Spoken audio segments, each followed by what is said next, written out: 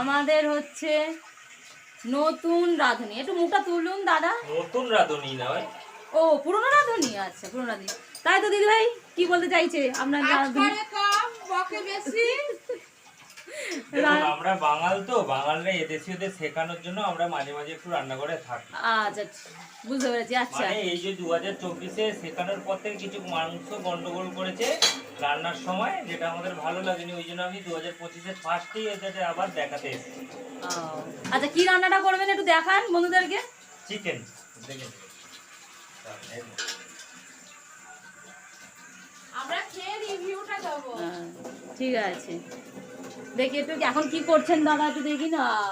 আচ্ছা তো দিদি ভাই সে এখন সবে তোমার পেঁয়াজ ভাজছে, এখন 9টা বাজে, হয়তো কটার সময় শেষ হবে আমি জানি না। খাবো আজকে ঠিক নেই। এদেশীয়রা এমনি 12টার সময় খায়, বাঙালরাই 11টার ভিতর খেয়ে নেয়, ওটাই আমাদের ঠিক।